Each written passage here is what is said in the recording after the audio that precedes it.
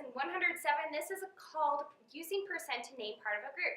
Now, we've already learned since almost the beginning of the year that percent means out of 100, and I've repeated that often, so hopefully that's something that you automatically are able to start coming up with. So that is a very important key to remember to understanding this lesson, is that percent means out of 100.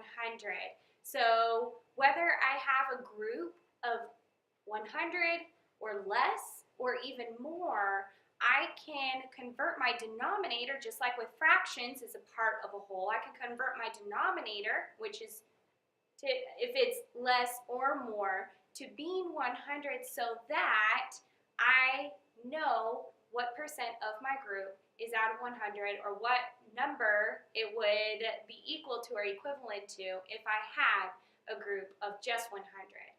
So we're going to look at this example problem.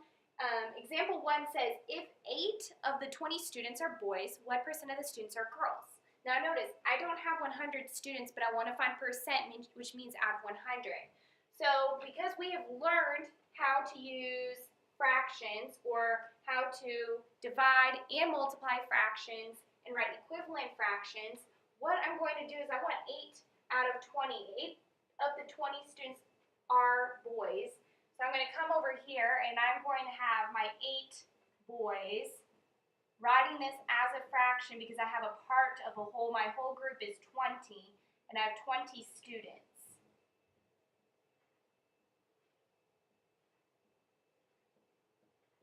Now, to have a percentage, my denominator needs to be 100. So I'm going to have to do something so that I have a denominator of 100. And this is very important to know factors and multiples, or really just factors that equal 100. So I have 20, and I know I can put 20 into 100. This is an even number, and I can count by 20s, 20, 40, 60, 80, 100. And those of you automatically know that 20 times 5 equals 100.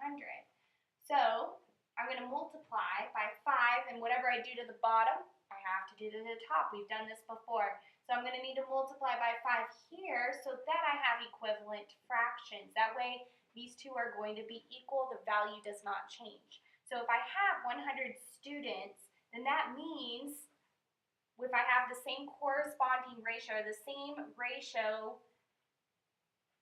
or same equivalent ratio, I'm going to have 40 boys. So, what percent of the students are boys? 40 out of 100, and percent is out of 100. That means I have 40%, and there's our percent sign that we are also familiar with. 40% of the students are boys. So 40% boys would be my final answer. So that's if I had a group of just 100 and I have the same ratio, the same value, I would then have 40 of them would be boys. So example 2 says there were 400 pieces of candy. So now in this case I have more than 100. There were 40 pieces of candy in all. That's my total number, which is going to be my denominator, my whole group. If 60 pieces were chocolate, what percent of the candy was chocolate? So this is how I set it up. 60 out of my total number. There's my 60 pieces of chocolate and my 400 pieces total. So 60 out of 400 is my group. I want to get this to be just 100, so that means I need to divide. I'm not going to multiply.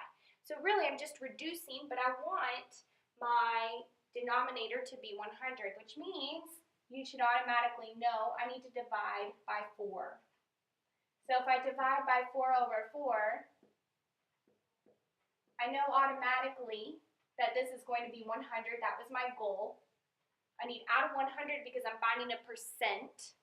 And 60 divided by 4, most of us don't know that off the top of our head, so I'm going to do that off the side here. 60 divided by 4, 4 goes into 6 one whole time, minus 4, have remain 2. When I subtract, bring down my 0.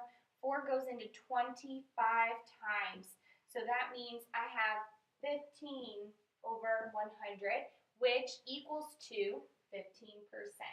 That means 15% of my candy was chocolate. If I had a group of 100 pieces of candy, I would have 15 of them, 15 out of the 100 are chocolate. So my answer is then 15%.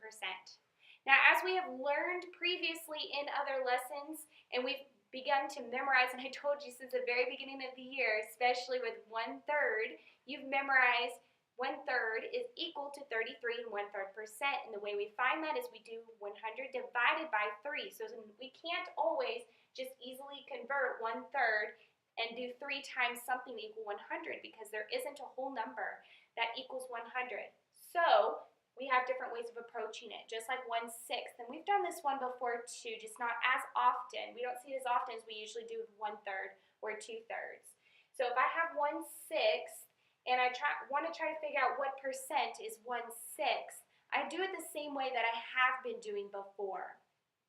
So that would be 1/6 of 100, but nothing times 6 equals 100. So what I need to end up doing is I am going to find 1/6 of 100 to find my percent, or really just do 100 divided by 6, because this is what it ends up being, 1/6 of, which is multiplying 100%. I want to find my 100% over 1, because 100%, 100 over 1, which equals to 100%.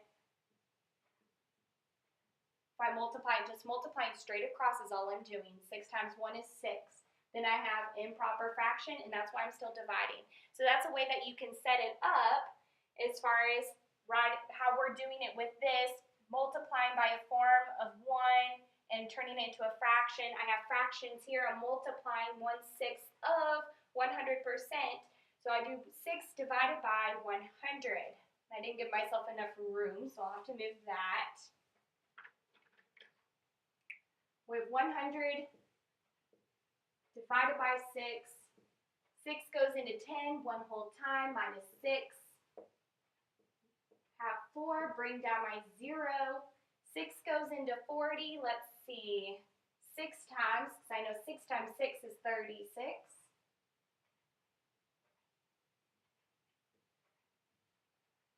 And again, I have 4, but that's my remainder, so I'm going to do 16 and 4/6%. But 4/6 I know can be reduced.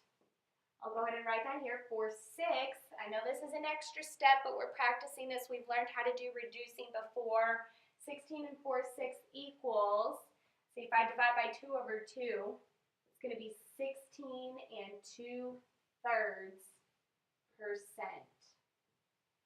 So that is what 1/6 is equal to 16 and 2/3%. So that's what happens if I don't have a denominator that can be divided or multiplied to equal 100. I just need to simply have my denominator, and I'm going to divide it by 100%. That's my whole number.